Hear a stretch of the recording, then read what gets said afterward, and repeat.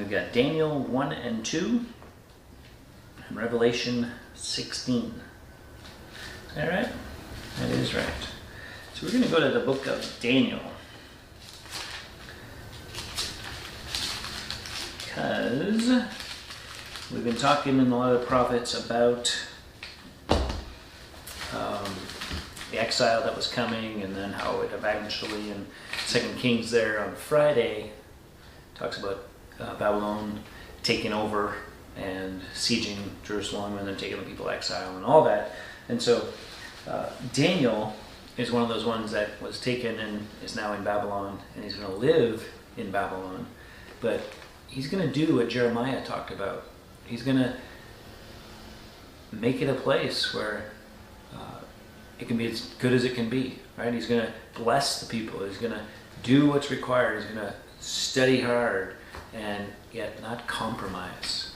That's what we see right here in chapter 1 as he's taken to Babylon and he's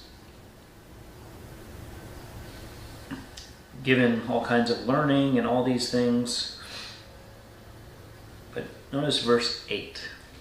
Right? He's going to be schooled in all the ways of the Babylonians and in government and all these things. And he's not going to object.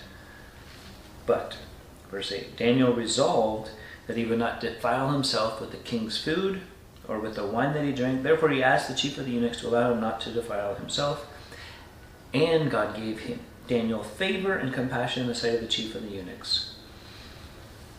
So he said, I'll do all these things. I'll study hard, I'll be the best student, and all these things, but this is going to be an area that I'm going to say no. I'm going to stand up. I want to say, I can't do that. That goes against me following my God.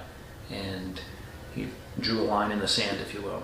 And that was in regard to the food and the drink and the diet that they were on. And for him, that was a way to remain connected to the faith, connected to his heritage. And he was given favor by God.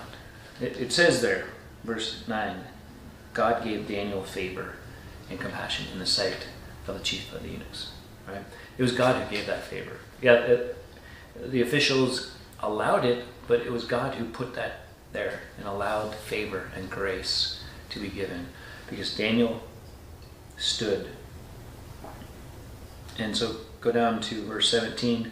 As for these 4 youths, God gave them learning and skill in all literature and wisdom, and Daniel had understanding in all visions and dreams. At the end of the time, when the kings had commanded that they should be brought in, the chief of the eunuchs brought them in before Nebuchadnezzar. And the king spoke with him, and among them, all of them, none were found like Daniel, Hananiah, Mishael, and Azariah.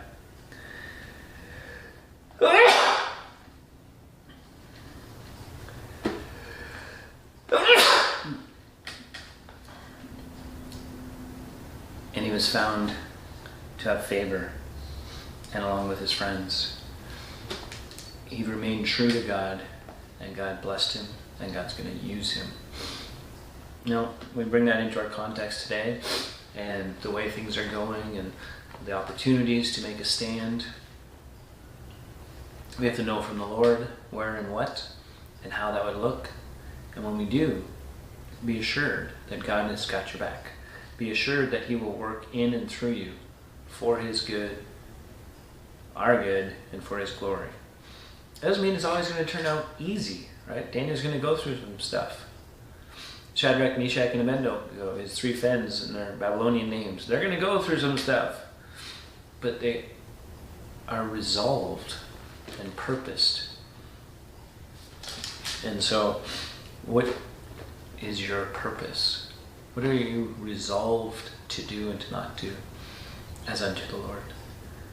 Is Jesus first? Is he priority 1? What does that look like? And what decisions do you need to reevaluate in the light of putting Jesus first?